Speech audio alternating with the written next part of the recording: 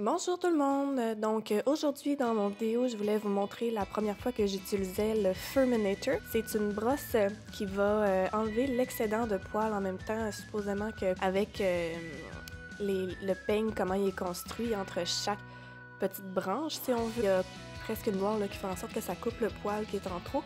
Et puis on voit vraiment dans mon vidéo à quel point c'est intense, là, à quel point il y a du poil qui se fait enlever sur mon chat.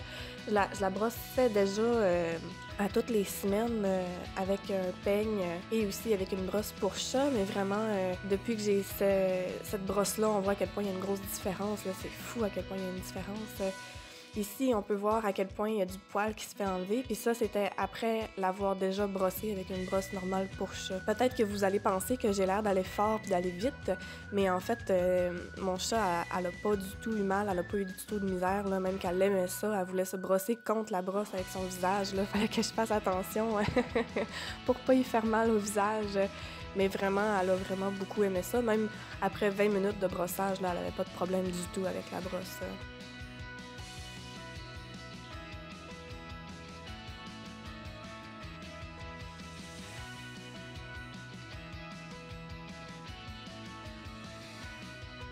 Donc, de ce que j'ai compris de la brosse, c'est que ça vient vraiment enlever non seulement le poil qu'on voit, qu'on touche habituellement, mais aussi le undercoat, donc tout le poil qui est en dessous, là, qui est pogné.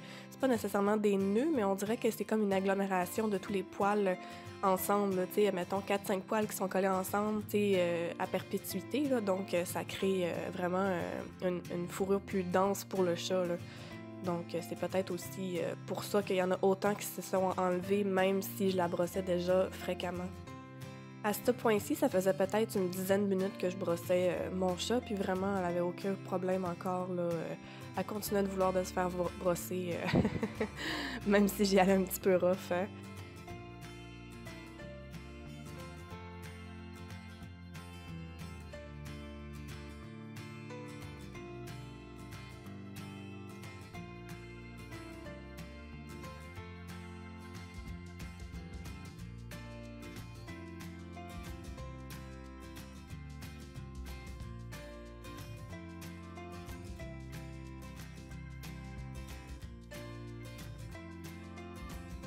La brosse, elle a aussi une espèce de petit bouton, si on veut, sur le dessus pour essayer de déloger les poils du peigne, mais réellement, tu sais, ça aide un petit peu, mais vraiment, je préfère y aller avec mes mains, là, c'est beaucoup plus rapide, puis, tu sais, ça devient tellement emmêlé que c'est juste plus rapide d'y aller avec ses doigts puis avec ses mains que d'y aller avec juste le petit bouton sur le dessus.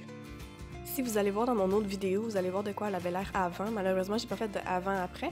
On voit un petit après à la fin, mais j'ai pas pensé à montrer de quoi elle avait l'air avant tout le brossage parce qu'honnêtement, je pensais pas que ça allait être aussi intense comme, comme résultat final.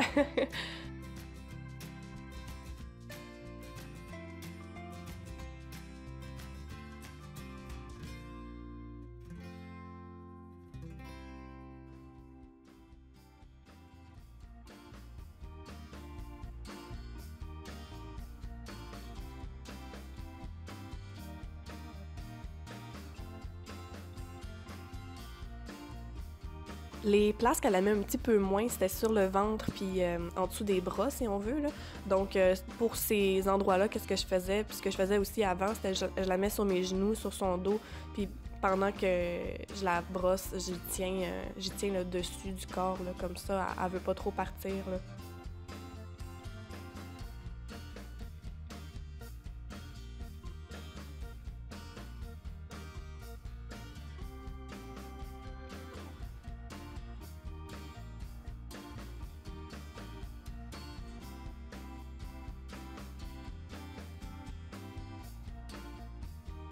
Donc, c'est ça que ça donne ici. Là, on peut voir déjà un aperçu. Là. Ça, c'est peut-être à mi-chemin. Là, j'avais pas fini complètement. Là, ici, il y a Nani.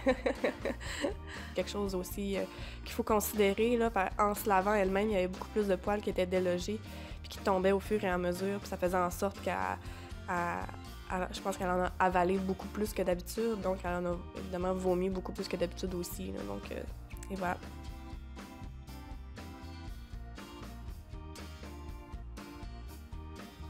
Puis ça, c'est la quantité de poils final que j'ai réussi à enlever en peut-être 2 ou 3 sessions de 20 minutes maximum, là. Donc, et voilà, merci beaucoup d'avoir écouté mon vidéo, puis je vous souhaite une belle fin de journée et à la prochaine. Bye!